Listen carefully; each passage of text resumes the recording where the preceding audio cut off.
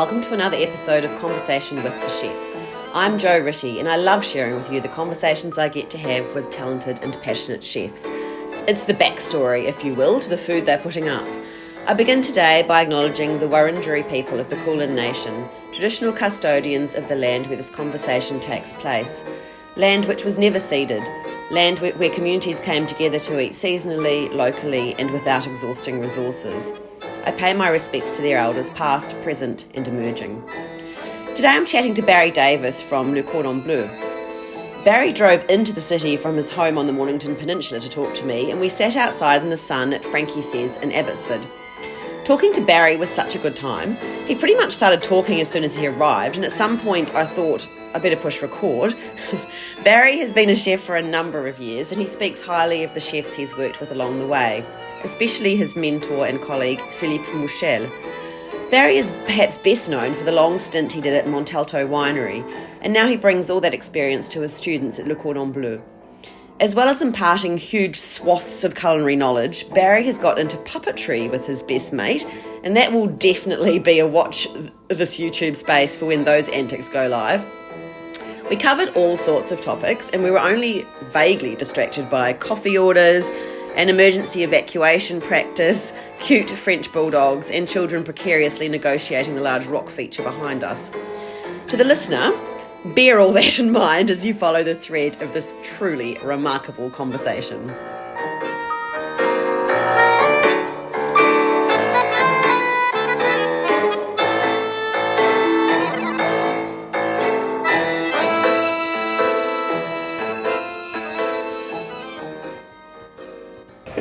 It sort of sounds to me like creative people who bring on even more. So the number of chefs I speak to that are opening new restaurants and also having babies. Yeah. So, and it's almost, we love the stress. Yeah. I know that sounds silly, but we do. We compound ourselves. Oh, let's have some I just more. spoke to Chris Terlicker and his wife Shane, and they had a Blue Bonnet barbecue, and they're opening a new place tonight at the venue where he was before in Fitzroy North. Okay, yep. The old North Fitzroy Star or whatever it was. And I think they wanted to open earlier in the year, but they're opening and they've got a 13-week-old baby called Otis. But then I also spoke to the Tarts and Non people, Gareth and his wife Catherine, and they opened a second shop at the same time as she was giving birth, and their baby is also called Otis. I'm like, okay, there's something. Yeah, we love it. There's an algorithm. So crazy. Well, that's the same with us when me and Rach were having, I was doing, ridiculous hours at Montalto, and we had our first one, which he does not look anything like that now. But That's cute. You've still got that photo. That was when he was gorgeous. Yeah. But he's like this big, scruffy hair, grunts when he. Are you hungry? Yeah. Oh, so will you be cooking dinner at 1 o'clock this morning? Yeah. Hilarious. But, wowza. No, I think a lot of stress, and I know, I see it in us. We love that stress. We almost thrive on it. And I know a lot of guys, and myself included, if we'd have to take holidays, we're lost. Completely lost, Yeah. And that is interesting. So, yes, is that about the role you have and then not knowing what your role is when you have downtime? Completely. Is it? Yeah. That you nailed it on we don't know who we are when we're not in a kitchen. Yeah. Because there's such a hierarchy in the kitchen. I guess all these determined roles. Yeah. But also too we just need to be doing something. We're doers. And if you say to us, relax, this is us. And the great thing, and the thing that I love is to watch us all grow, sort of take a step back and just watch everybody grow and mature. And, we've all come from Philippe Mouchel, and Chefo has trained so many wonderful chefs. And we've all got that, if you put us in a room and you put chef there, although we've all been our own chef, we'll all be going, oh, yes, chef, no, we're chef. Yeah, that's amazing, isn't it? Have you met Philippe Mouchel? No, I haven't. You've got to. Yeah, I know. I do want to. But I almost feel a little bit too in awe. No, look, he is a gentleman. Yeah. And he is just I can't say enough about him. He's a beautiful, beautiful man. Yeah. Like, I've once called him Dad in the kitchen. Yeah. You go, Dad, oh crap, sorry. Yeah. Chef. That's nice. That's good to hear because, some of the older generation chefs or old school chefs are quite hard. Yes.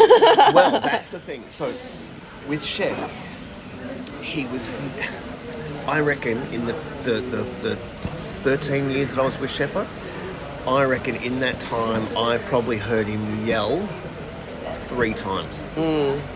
3 times. And in maybe before when he was at Bacchus and things like that, yes, he was a bit like that. But he changed as well, and he understood, it was about, and this is where a lot of chefs are going to, they're maturing in a way, because that old school, which I was part of. I was terrible. Yeah. We've matured and we've grown and we've gone, you know what? Let's train people first, and then if that, you know what I mean? Like, it's about giving that's why I became a teacher. Yes, well, I was going to ask you about that, and I think, and it's interesting because I think you teach as a head chef. You as part of the job is to teach and train and show and all that kind of stuff. How different is it to? So that's why I became a teacher. So maybe go into that a bit more. Chalk and cheese. Yeah.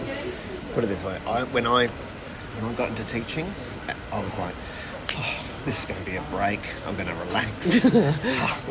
Yeah. I love to laugh because you know what's coming. And I was very much like, I'm gonna chill out a little bit. I'm just going to do this teaching gig for a little while and then get back into the kitchen because this is just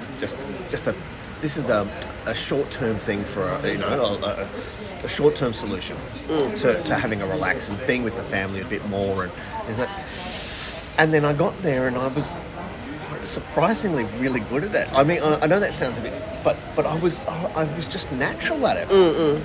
And I had to calm some of myself down because I was very much like, get that done. What are you doing? Put that over there. But then some of the kids responded to being shown and being a bit hard on them. They respond to that. Some of the kids need it as well. And I tell you, and you know yourself, we have a lot of international kids, and some of them are just have never been, never had to do anything, or they're but some of them are great. I've never met such a wonderful batch of kids I keep calling them kids because when I first started, I've still got my, the first couple of groups still contact me. Amazing. So how long have you been at Le Cordon Bleu? 6 years now. 6 years? Yeah, I know. Wow. And it's gone like that. Wow. Okay. Yeah.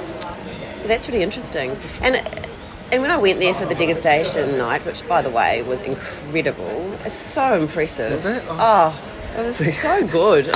See, on our side, I'm like, what are you doing? Put that down. Of course. And I love when they all came out and they're all just like standing there meekly, I'm like, they've just been through this huge, getting service and stuff. Oh, amazing.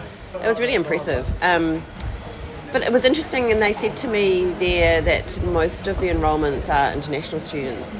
Is that because Australians don't want to be chefs, or? I think it's you've got to look at it holistically. It's a lot of different reasons. One, the fees. Let's face it, the fees are very expensive. Okay, so the fees are really up there, and that would deter a lot of Australians from doing it. But also too, and I've taught Holmes Glen and the Australian kids. They're just not as interested. They don't understand the value. So when you're in France, chefs were treated on the same level as doctors, nurses, professionals. We're professionals. And wait staff and also. Wait staff as well. Yeah, well treated, yeah. Because, a good waiter, I remember, going to places where, and I always used to, me and my wife, because she's a chef as well, and bloody waiters. But then when you sit down and you're having a meal and you're getting good service, and you go, oh crap, that's what people see. This is what, they're our show, they're our front. Yes. If something's going wrong in the kitchen or something's going wrong on the floor and there's good staff there, that's what you see, and it makes the whole experience chalk and cheese. Yeah. We were at I know this is going to sound silly, but we're at 400 Gradi. It's in Mornington, And they were just young kids, but they were young kids that were trained well. And that's all it is. And I don't think you really can't blame the front of house staff if things are going wrong, because it is about the training. Because, okay, I think it's common sense to bring cutlery out once people have ordered or whatever it is, but it's not always so common sense ain't so common. You have to train them. And I think what you were saying before too, with some of these people that maybe haven't had that experience of doing things, cooking or whatever, or doing anything around the house. They are puppies, young people. Young people, but they need boundaries, and they need to know by the end of today or by the end of this lesson, what will I know? Like, what will I be able to walk away with? And I think, and more, I think that needs to be spelled out. And I think it's a good thing. Like, I think as teachers, we're constantly reminded, like, I've got all this stuff in my head. I know what I'm teaching you and why I'm teaching it. Doing. But I need to say to you, you will be able to do this. Yep. Because otherwise, what are they doing? They're kind of like, what are all these French words? Why am I learning this? Yeah. And that's the thing. And that's where I had to. And when I first started, my wife said to me, she goes, you got to remember, they don't know what you know. Yeah. And that just, and the penny dropped. Yeah. I was like, oh crap. Because I like the basics. I like to teach the basics. And I like to teach the basics because it's basically you have to walk around with a fire hydrant and bubble wrap. Yes. Am I doing this right? Put it down. Put the knife down. Yeah. You literally have to stop them from trying to kill themselves. Yeah. Like. You're working with heat and sharp knives. I had one kid. It's over there. They point with their knives. Oh my God. Look, put it this way. You come into a first couple of lessons of basic with me, it's like the Matrix. I'm like just dodging knives. Yeah. But over time you start to see, and that's the wonderful thing, because I've just had just this tiny portion of their life, I've had an impact on them. Yeah. And they come back and they're like, hey chef, and and it's lovely. It's just like, yeah, I helped you, And was the Cordon Bleu, was that, do they kind of tell you what they want you to teach, or how does that work? So you get your course, you get your, like they've got their recipes and their book and so on and so forth. And with you got your unit of competency, and it's already mapped out. So just say today is poaching chicken, right? So poaching chicken. Okay. So the recipe's here. Poached chicken.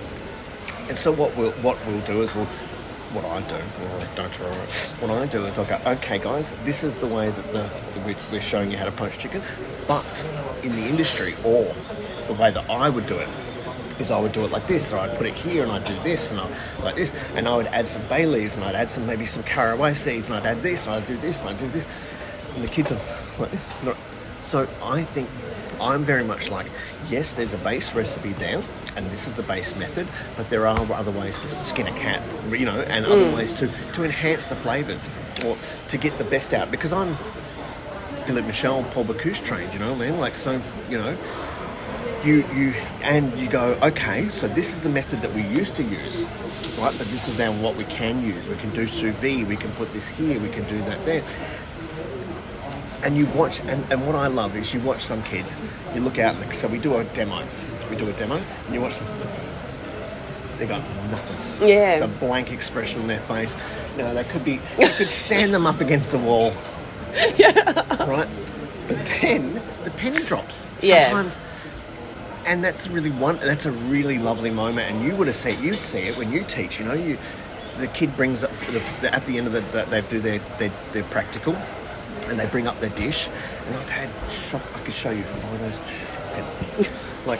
So when it started to turn black and it was burned, did you think that was the time to stop cooking? No, I just kept going. Yeah. And then when they bring up, they could fail, but then they'll do something that's really good. And it must be, and I think it's the same with, with French. When that penny drops and they realise, perhaps, well, with food, I guess it's understanding what food does and not having, I don't know, because I think chefs, I feel like normal people, like I love cooking, but I'm a bit afraid sometimes of cooking a food, of not doing it right, or not really knowing what will happen if I do. I do with basic things, and I look at the way chefs do things, and I feel like you've really got inside that food, and you understand how the ingredients work together and what temperatures do, and it must be like that for the kids when they suddenly take hold of that for themselves rather than just following what you're saying. For me, it's very much like, I don't like that molecular stuff. I don't like molecular gastronomy whatsoever. Oh, it's a bubble, it's a foam. Put on your chair. Yes, I'm eating air. Awesome. It's about what's the chemical... Like, I try to always explain to the kids what's the chemical reaction that's happening here. Why does this happen? And so even the pastry chefs, because if you saw my bookshelf, oh my Lord, I've got a problem. I've really got an addiction. I'm pretty much on Richmond Street going, have you got anything from Gordon Ramsay? Shocking. And I love that. And you still go back and look at them all the time. Yeah. See, yes, I do my puppets, but all I ever do, this is what some people don't understand. They're like, oh, you got any other interests? I don't go fishing. I don't play golf. You might notice I don't exercise much. Do you know what I mean? Like, this is all I've ever done. So apart from the puppets, it's food 24/7. It's all I've ever done. Yeah. It was quite funny when I first started cooking when I was 14 and 9 months, when I first started in the kitchen. And my chef said to me, and I was a kitchenette. I was washing dishes. And Nick said to me, get on the pastry, have you seen this one? And I'm like, yeah, because I used to watch everything. So, and that's the other thing. Learners have different ways of learning. Yeah. I'm a visual learner, so if you're doing something in front of me, right, I'll go, yeah, it's cool, I'll replicate it. Fine, not a problem. Yeah. If you write it in an email or write it in a letter, like this, read that, I'll be like, yep, okay. Yeah. So when I first started, the chef was like, go over there, do this, and I started doing it.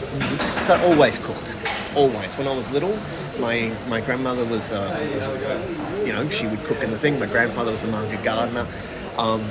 And, my hero at 10 years old was Gabriel Gattei. Now I'm mates with him. Yeah. So what was it, do you think? What did you love about it? Whenever I made something and it was good, not burnt or like that, everybody and people would go, oh, that's delicious.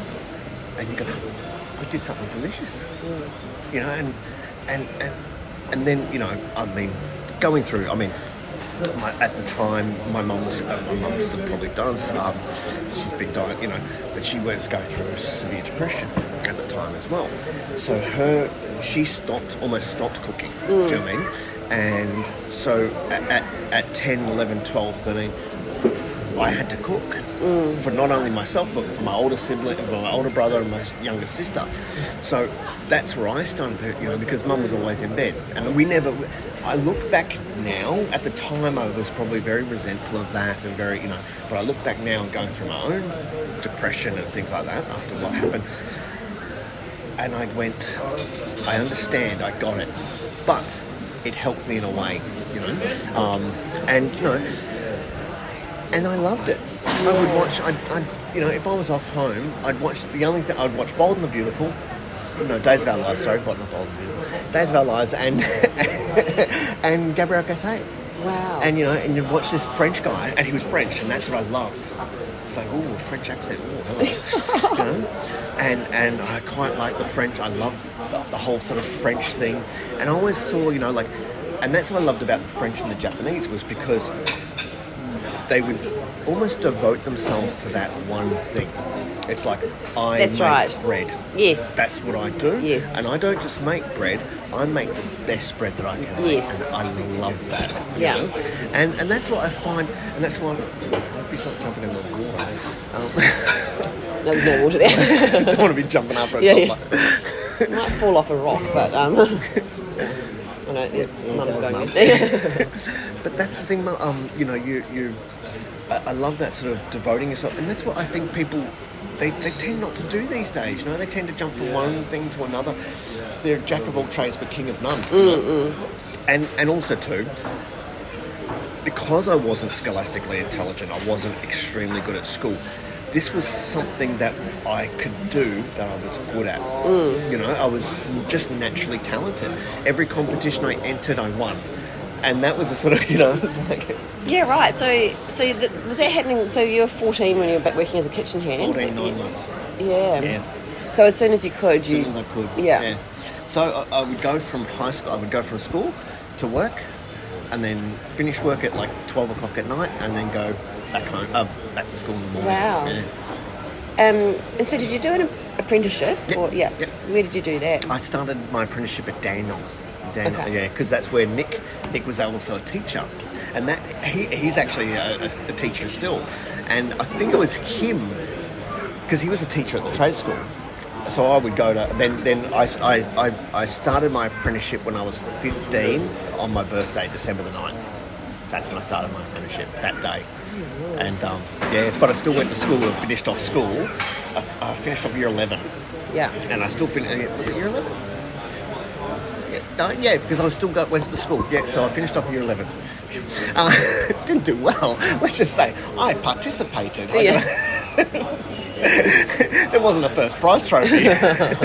Like my second son, we were looking through a box of his the other day, and it's like participation award, and then we go through the oldest ones. First prize, first prize. Yeah, wow. Depends what you're into, doesn't it? Number 2 is definitely me. Yeah. But yeah, it was and I started, and it was just, I loved it. I loved it. And don't get me wrong, I went and worked with a guy called Jeff Haviland.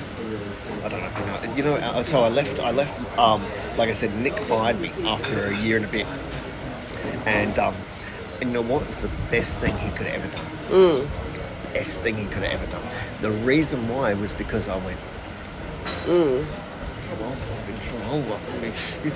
Because there was another girl who he's like, I can't afford 2 apprentices, so we're going to keep her on. You'll be fine. So we're going to let you go. Yeah. And I was like, so he did. And I went and got a job at Alto at Sheraton Towers. I went and got a job at Sheraton Towers. It's the Langham. Okay. And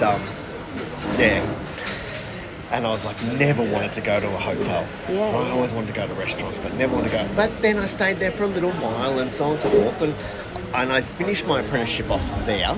And it was great for an apprentice to finish off an apprenticeship there because hotels, in a way, and I was upstairs in the fine dining most of the time, but hotels, in a way, they look after their apprentices. They don't let them work too many hours. I say that, but I was there for hours. Yeah, but you probably loved it. But I loved it. They'd go home.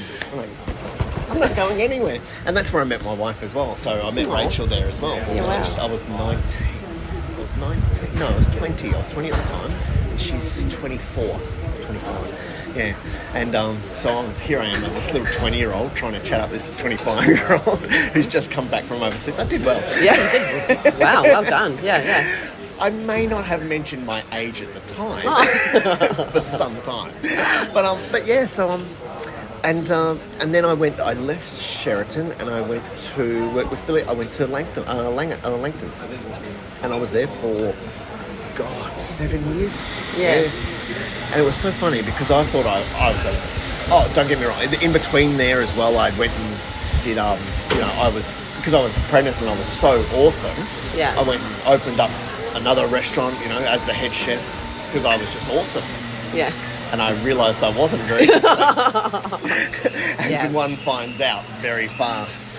And it was really good because I said, oh crap, I don't know anything. And then when I went to Langton's, with Chef, it was very much like, oh crap, I really don't know anything. I walked in this kitchen thinking I was pretty good. Yeah. And was just like, oh my God. Because all these boys I had, Joe Varghetto, Scott Pickett, what's his name, Stuart Bell, all these boys, they were a bit old. They're a bit older than me. They're about 4 or 5 years older than me. Yeah. And they're just pushing. Yeah. Pushing. And I thought, I don't think I can keep this pace up. Yeah. And I reckon I was about 21 or something. Once again, the penny dropped. And I said, hold on. Because all this time, I was just like, cooking is just something I do. And I'm all right at it, so on and so forth. And I literally had to make a conscious decision. This is who I am. Yes. this is what I do. Right. And I know that sounds silly, but you go, right, this is who I am, this is what I've got to do, right? And that actually gets you through doing a 18-hour day. Yeah. And it's all about, I know but it's all about, it sounds like Tony Robbins now, changing your mindset.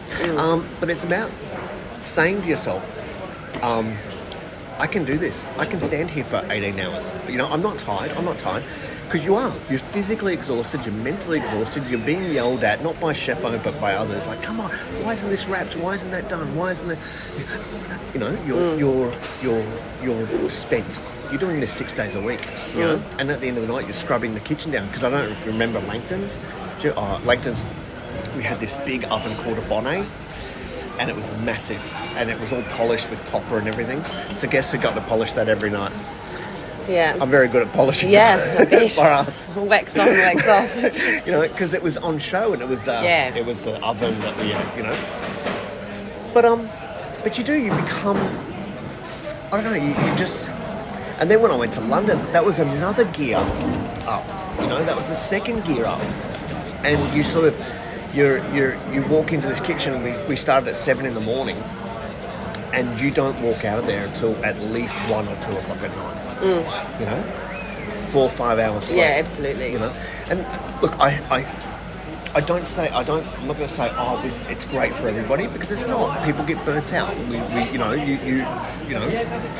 get burnt out. You become, for some people, they become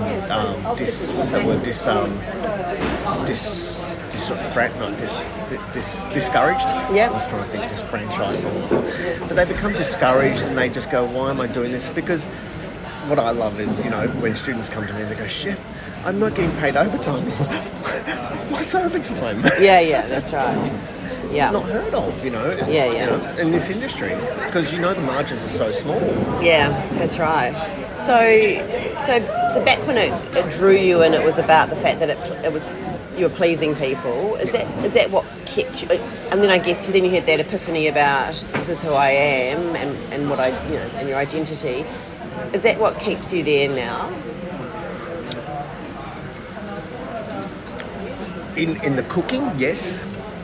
But what keeps me going in the teaching is I know this is going to sound corny, but it's watching the students that are struggling produce something that they're proud of. Yeah. It's almost like your trend. Yeah. So and that's why I say to some kids, I hold you to a high standard. Yeah. Okay. This is not This is not a high standard.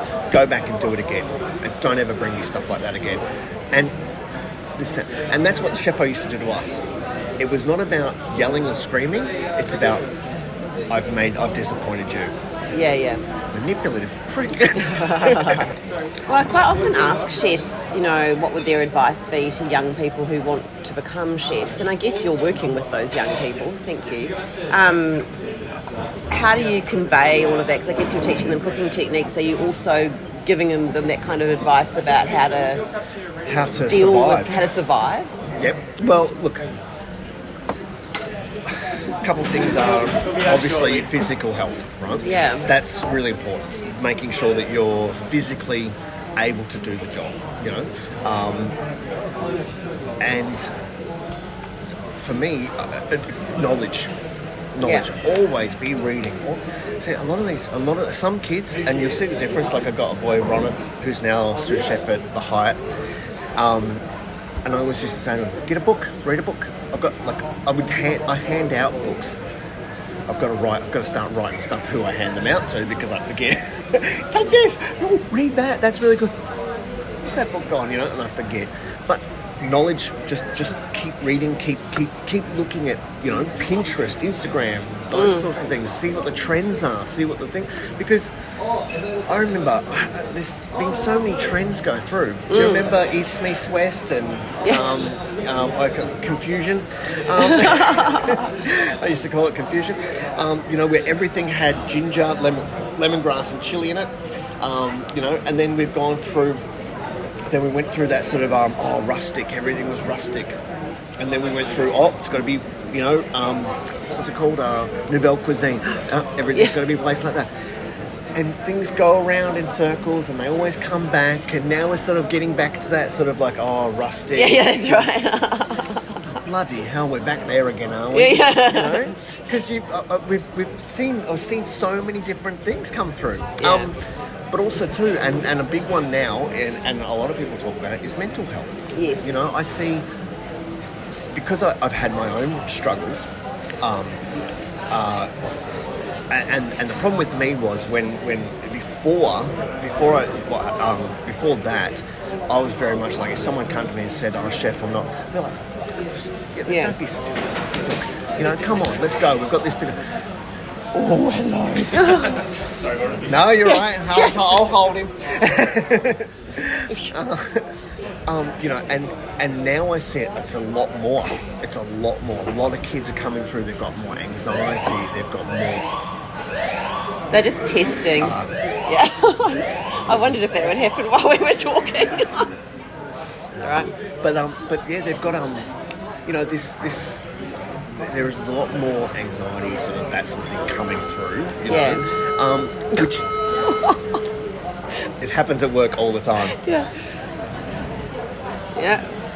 No. But yeah, going back to the you know, and I see these kids come through and they've got mental health issues and this and that, and what's that? And this is where I because there's some guys at work. They don't know how to handle this. They're like, they're in the toilets crying or whatever. But you've got to remember, we're dealing with children. Essentially, they're children. It's their first day, their first time away from home. You know, some of them are 18, 19, 16, 17, 18. It's their first time away from home in another country. Yeah. You know, they're struggling to get work. They might be struggling to get work. They might, you know, they've got. There's language barriers as well with some of them. There's so much pressure on top of them. So yeah, they're going to start to crack a little bit. There's going to be starts to, you know, and you know, with you know, someone's going to say something or whatever, and there's still this. So they've got to be, and this is what some of them don't understand. You've got to nurture these kids. Yeah. You kind of have to do. You know. And I think too, it's all well and good to say, well, you know, we did it hard and we didn't do all that kind of stuff, but then often later in life, it has to come out somewhere, you know. So I think if you're dealing it at root, then I think that's good. I think it's good that young people now are recognising, you know, where they're at with their mental health, and getting onto it. Whereas I think our generation did not. Exactly right, and that's why you'll see a lot of chefs get to a certain age and they leave the industry, they crack, or you know, they just go no. I know so many other chefs that are just like, nah, I'm never going back to it. I can't, you know, because they can't handle the stress, or they probably weren't very good at the stress anyway. Or they go the opposite way where they start drinking, Yeah. And I have to say, this generation is a lot better than what we were. You know, how did we handle our stress? Yeah, woo, you know. Yeah. You know, it's Saturday night. You know, so. And I like these restaurants. Like I just spoke to the chef and owner at Oko Restaurant, which is where Hell of the North used to be, and they have a very conscious policy about well-being, and they, you know, you don't do more than 45 hours. You have 2 consecutive days off a week, and they limit the number of knockoffs drinks at the end of the night. And I was like, you know, that could sound a bit mean, but I think that it's a really great idea to be so consciously encouraging people to think about being healthy. Yeah, I loved it. Yeah, well, it's true, because, I mean, knockoffs, sometimes the bar's there. Go for your life, guys. Yeah. Go for your life. And here's your keys, by the way. Enjoy driving home. You know? Yeah, and also it's teaching people that to deal with that stress and that fatigue you've had, alcohol was the... That'll relax you, that'll whatever, and it's like, sure, it is nice to have a glass of something or a beer at the end of a shift, but yeah, to maybe think about how you're doing that. And I think nowadays people are talking more about that, aren't they? Yeah. I work with a guy who I thought by about we'd start work at 8, and by about 10 or 11 o'clock, man, this is the coolest guy I've ever worked with. The way he walked, he was just... It's like, God, he's got a good swagger. He's like drinking under. Nobody tells me. I'm a bit naive. Yeah. Nobody tells me. They go, you know, he's drunk. Oh. Is he real? Because I used to think he was just really awesome. Yeah. Just swaying on the side. And I had, you know, and that's the thing, and drug use was prolific, you know, like... I mean, how long were you at Montalto? Close to 13 years. Yeah. That's amazing. So, obviously a lovely place to work. Yes, yep. Look, when I first started... So, what happened with I was working with chef... I was working with Philippe at... Where was it? At Crown. We're at Crown. I can't remember the name of it. Philippe's? Was it Philippe's? Maybe it was just Philippe. Brasserie. The Brasserie. Oh, okay. Yeah. I was working with chef at the Brasserie. And at that time... and it was great. Loved the work. You know, very, very busy. And it was really good because I come from this sort of fine dining sort of restaurant back to this where we'd only do 90 covers, 80 covers, and, you know, you had 15 staff in the kitchen, to doing 300 covers with 6 staff in the kitchen. Yeah. So you had to learn how to get... And that was the wonderful thing. You had to learn how to be very fast, very prepped, very quick, and still produce a really good product. Yeah. And then at the time we were living in the city, we were living in Toorak, and we were trying to have we were trying to start a family, and my father passed away. It was in 2005. Around. And my it was in 2005, and I'd never. My father was a mortician, so I'd always been around. I would always been around death, but I never experienced it close to me. Yeah. And it broke me. It really broke me. I was devastated by it, and I remember standing at the stove one night, and everything I tasted, everything I put in my mouth just tasted like coal. It was just, I had no. My passion, my enthusiasm had just gone. I just felt stagnant. Yeah. And I needed a change. Yeah. I needed a change. Anyway, I would go in, and Chef opened Montalto years prior. Okay. So I would go and work with Chef at Montalto. Oh. Just to make extra money. And I always loved it. And I loved the boss. John Mitchell was the boss. And I got along well with them. And the chef at the time that was at Montalto was a guy called James Redfern. And I got along well with James, and I went and worked with him at different nights. Stop using names. And no, that's all right. Nobody knows him anymore. And so I got along really well with him, and then and James rang me and said, "How are you going at work?" And I said, "I need to get out. I need to do something different." And he said, "Well, I'm leaving. Do you want to come and have a chat?" And I had a chat with John, and I was very lucky to have the opportunity to go there. At the time, they'd lost their chef's hat. They didn't have a chef's hat and things like that. So my sort of goal was to regain their chef's hat for them. And you know, it was quite funny because when I first started, there was just the restaurant. I had like 3 staff in the kitchen, 6 days a week, and wow. And to try and get a chef's hat with that. And I got one in the first year, so I was pretty happy with that. Amazing, yeah. And I basically, and then it was just trying to maintain it and then build the restaurant as well. Yes. So we started with, you know, just doing a restaurant, doing a few little picnics, and then we ended up opening a piazza area. So restaurant, piazza, picnics, pantry range. Yeah. And it just climbed and climbed and climbed. And if you know the peninsula, up in the peninsula sort of way, it's extremely difficult to get staff. Staffing is really hard. So, yeah. And as I said, your first head chef role, you want everything to be perfect.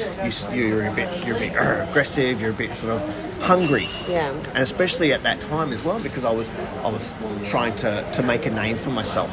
And you tend to, unfortunately, walk over people to get to where you want to get to. Mm. And I learnt very quickly, 6 years later, that the best way to run a place is to try and retain staff. The best way to retain staff is to train staff. Yeah. And so that sort of came, and I started to calm down, and I found, and I had, over the time that I was there, I had wonderful people working with me. One boy. He's now in Queensland, but he went and worked at the Square in London after me, and he just did phenomenal things. He's just. It's lovely to say that I had a small part in his growth. Yeah. He's such a better cook than I am, or ever will be. Wow. He's amazing. Yeah. And he was in London. He was in London for 4 years, and phenomenal. Yeah. And Scott, he's just phenomenal. Yeah.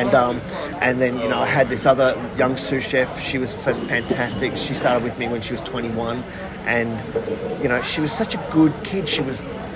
So there are people out there that want to do it. Yeah. But you've got to have the right temperament. You've got to have the right... And like I said, it comes down to training. Yes. If you take the time, show someone how to do something, show them how to do it properly, show them how... If they've done it wrong, correct them, and then let them go, and don't micromanage them constantly, you get the best out of people. Yeah. And so Montalto was wonderful, and I loved it. I enjoyed my time there. And some people say, you're working 6-7 days a week. So I sometimes, at the start of October, because that's when the sun started to come out, I would not have a day off until January, February, March. Wow. Wow. And you start to go, and like I said, you start to go a bit loopy, which is okay, because then you've done that whole summer. You're happy. You've succeeded. You've been successful. And then, and you watch the business grow as well. I mean, like we used to, I remember when I first got to Montalto, I think I would serve 6 people on a Monday. And then we got it to about 80 people on a Monday. Wow, Monday, gosh. Yeah. That's crazy. It's amazing. Yeah. And I don't know how it's going now because I haven't been back for a very long time. But yeah, it was a really good... I'm a very loyal person. Yeah. So if I'm with someone, if I'm like my boss or whatever, I'm loyal to them, and I'll do whatever I can to make that business successful. Yeah. Because that's what we've got to do. That's, as an employee, we've got to make out where we work. Very flat white. Thank you. Oh, darn, you're being slammed here, aren't you? Just a little bit. Yeah. Do you need anything else? No, thank you. But it's been maybe. So when I left Montalto, this going back to the mental health thing. When I left Montalto, their daughter, she committed suicide. So, and I was extremely good friends with her. Like I just adored her. So she would tell me this and that and so on and so forth, and I'd be like, come on, don't be so silly, you're not going to do that. And anyway, it got to a point where things were happening in her life, and she rang me and she was like, and she sounded fantastic, and yeah, she sounded great. I was like, oh, you're back on the mend, that was I was like, oh, you're back on the mend. And then, and I realised now, after, that it was her way of saying, I've made my mind up. It broke me. I can't. Even to this day, I still find it a bit difficult to talk about. Of course, yeah. But I went through a stage where I just went through automatic pilot. Yeah. And I just went to automatic pilot, and I just did what I had to do, and I got to the end of summer, and I just went, I can't be here anymore. Yeah. And I left. I had no job to go to. I had nothing to go to. And that's when but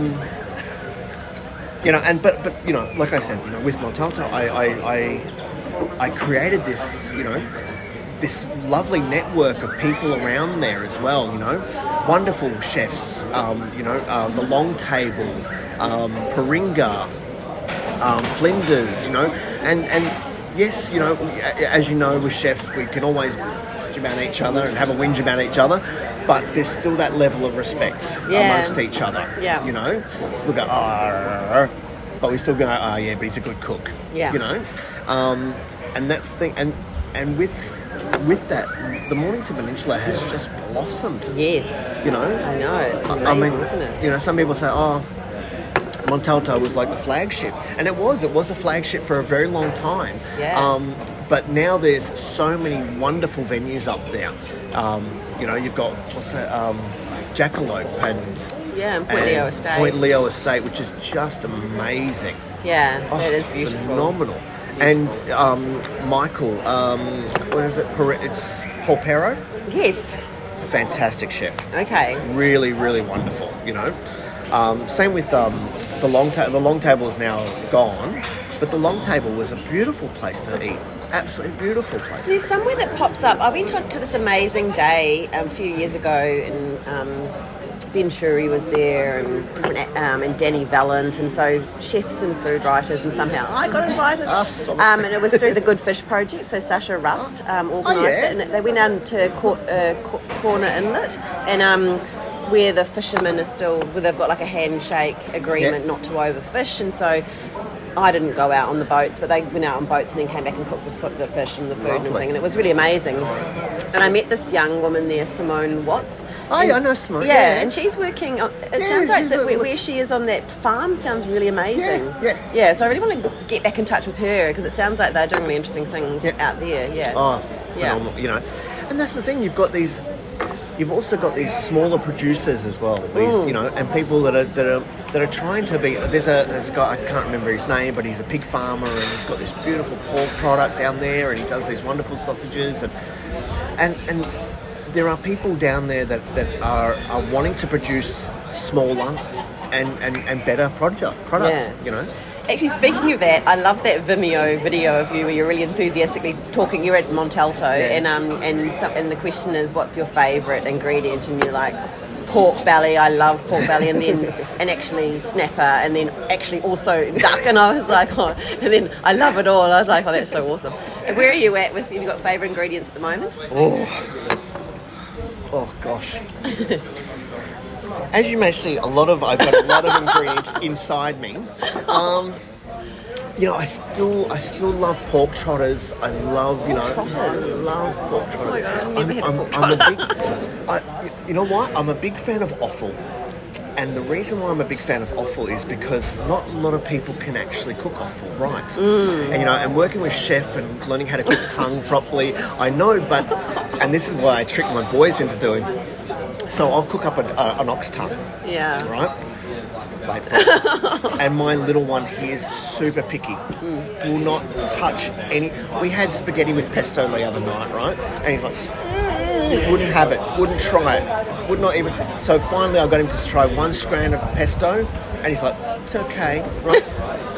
But yeah, I can cook up a ox tongue, slice it up, put a white sauce over the top of it, tell him that it's just steak. Eats the whole thing. And I'm sitting there going, no. You know, and have you been to Lyon? Yes. Because that's like heartland offal. Well, that's where Chefo, that's where my chef is. Yeah. Or the bouchon there. I love it. Yeah. But, you know, it's not just offal. I think it's good because I would like to eat offal, because I think we should be eating the whole animal and not wasting. But not just offal, but because my best friend now, he's become a vegan. It's almost like I'm sort of saying he's coming out of the, you know, my friend, he's a vegan. It's almost, but because I love him. We've been mates since we've been high school, year 7 of high school. We've been best mates, and he's been a vegan now for about 5 years, and the way he talks about veganism and things like that, and I really believe that vegan, like being able to use vegetables, grains, those sort of things, it's going to become more and more. And my thought is like, will I become vegan? Probably not. I enjoy, but will I curb the amount of meat that I eat? Will I change my habits? And for me, it's about, hey, if you can eat one vegan meal a day, make Monday vegan meal or Tuesday vegan day. And just try and cut those sorts of things out. I agree. We can make a huge change. Absolutely. You know, oat milk. Yes. Yes. I would never have done it before. Yeah. But I would go around to his house and he'd make me a coffee and he'd make me soy milk coffee, and I was like, yeah. And I was the worst. I was like, yeah, you're not gonna have that, yeah. And then I started drinking. I was like, well, this is quite nice. And then I started to make the conscious choice of, and as well with that too, supplementing things like ice cream and making them with oat milk or making them with soy milk. For us chefs, if we can eliminate lactose, gluten. Oh yeah, well that's right. Because everybody has some sort of Exactly. allergy these days, you know. And you know what? That's really interesting because I spoke to Vishali, who graduated from your course, and she was saying that that having done other cooking courses, so she from Delhi was a tax accountant or some kind of forensic accountant or something, but loved cooking in her free time. So she did courses and things, but she said, as soon as you left that course, she could never replicate the things. But what she learned in the Cordon Bleu was how to supplement things and to really get to know the ingredients, as we were saying before, and get inside them a bit more. And now she feels like she has that knowledge. Exactly. And I think that's important. But that's the thing. So a lot of them just teach you how to make that dish, and that's not what it's about. If you just teach someone how to make a dish, you can only replicate that dish. It's not about that. It's about teaching them what is poaching, how do I poach, why do I poach, why do I bring the water to a boil, what happens when I do this, what happens when I do that. With that sort of knowledge, with the knowledge of understanding why you do things in a certain way and why you cook them in a certain way, that allows you to go, okay, I've got a potato, I can now do this with the potato, or I can do, do you know what I mean? It allows them to be experimental with that, but be experimental with the knowledge of what they're doing will get them a certain product. And that's where I find, I like to take, it's not about teaching them that dish, it's about teaching them the methods of how to make that dish. Exactly right, yeah. That makes sense. Yeah, and like you were saying before, I have a friend, like you say, oh, I get a bit scared. I've got a friend, Jo, she will get a cookbook, right? Lovely lady. She'll get and she'll measure every little bit of ingredients out. 5 grams of salt, she'll measure it out. I'm like, Jo, just, let it. But you have to know how to do that, I think. Yeah, that's right. Just let it. Yeah. And tasting. Yeah. Taste. As I said to the kids, the students at the start, it's about you've got to be able to put a spoon into something. That's your tongue is your biggest asset. And all your senses, listening. I know this sounds silly, but I always say to them, if I'm chopping something over here, I'm always listening to my pot, and my pot's always talking to me. Oh, yeah. Because you can hear the difference in the sizzle, the onions are are they caramelizing, are the moisture coming out of them?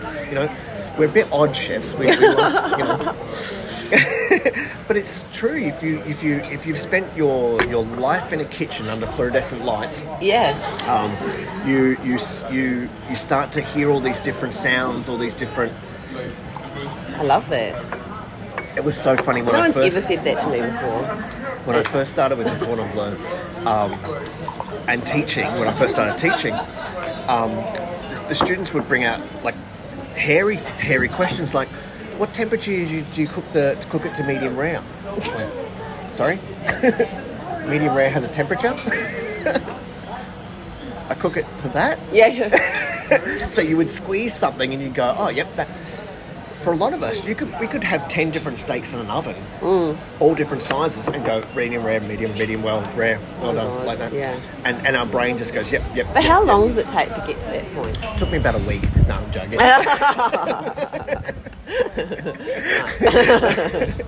Oh, look, it's a gradual process. And like I said, I was extremely lucky with not just the chef that I had, not the chefs that I've had, but the chef de parties, the others that I've worked with as well, Joe, Scotty, all those people. I was extremely lucky because they would always say to you, they'd go, Baz, try this, feel that, squeeze this, that's that. Okay, that's right. Yep. Does it need more cooking? Yes or no? No? And you're constantly being quizzed. And if you got it wrong, you're in trouble. So don't get it wrong, And that's what you were constantly, until one day, because you had to learn very quickly, because someone could, stub their toe or get us flu, and then they're off that day, and then all of a sudden you're moved from one section to another. Yeah. You got to. I think the best way, as I tell the kids, the best way to learn is to be put in the trouble. Oh yeah. And you learn very quickly. It's the same with learning a language, though. Necessity is the greatest teacher. Drop you in France. What are you going to say? Enjoy. Yeah, that's right. So the only French words I know are the naughty ones. I know. Lots of your chef terms are French ones. Although when I hear some of the chefs say, réchauffage, I'm like, it's réchauffage. That's, I've lived in London now. I went to Europe, but that's what I love about Melbourne is we've just got this wonderful melting pot of malt. If I feel like going to have a good Indian meal or a French meal or I can go and have something where someone is, it's just a beautiful place to be. Yeah. No wonder Melbourne is one of the most livable cities. Yeah. It's a lovely. And it's so nice sitting here and smelling Daniel's doing his little his roast roasty thing. Yeah. Does it on Fridays and Saturdays. It's very nice. Yeah. Oh, it's a lovely place.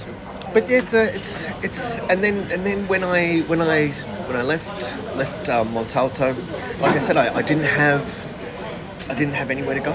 I was lost. Yeah. I was lost, and that really so. I was grieving. I was under a state of extreme grief. Yeah. I was grieving my friend. I was grieving my loss of my job. I was lost. I was lost. And so I had really good friends that were like, "Oh, go and work here," and go and getting me, for about 8 months though I didn't work. I had enough money. I was very well secure, financially secure, but for 8 months I didn't work. I couldn't work. And then I finally got out and started working again. And I remember being in the kitchen at this place, and I was just like, I don't want to do this. So I started to do it, and I talked to someone, and this lady, and she said, "Well, why don't you try teaching?" I was like, "Teaching? Yeah. God, teaching." That misconception of if you can't do, teach. It's so true. And you know what? And when I said to people, I'm going to do teaching, they were all like, "Oh, don't do that, you're too good, don't do that, don't do that." I was like, well, I sort of want to do it for a break, And you need the good people to be teaching. And like I said, I was thinking about doing it as a break. Then I started. I went and got my teaching qual, and the universe must love me sometimes, because I was sitting in my car and I was thinking I'm going to resign from this job that I was at, and I get a phone call, and it was a friend, and he said, "Oh, what are you doing?" I said, "Oh, I'm working at this place. It's terrible, blah blah blah." And he goes, "Have you heard of Le Cordon Bleu?" And I'm like, "Yeah, a long time ago. I think I've got like old textbooks from Le Cordon."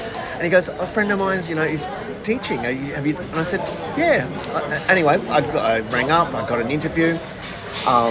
Showed up in my best suit, as one does, and the next day I got a phone call, come back, and so on. And then 2 weeks, 3 weeks later, I'm teaching.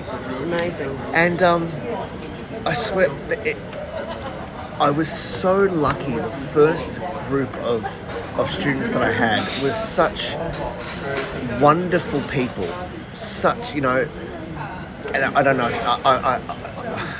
I didn't know how to teach. I honestly did not know how to teach. I didn't understand the full, but I just started doing what I was doing and started showing them how to cook, which I know how to do. I knew how to cook, but I didn't know how to teach.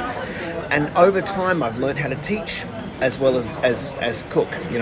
And it was just lovely. It was what I needed at the time, and it's now when people ask me, for a long time when I started teaching, people say, "Oh, what do you do?" And I go, "I'm a chef."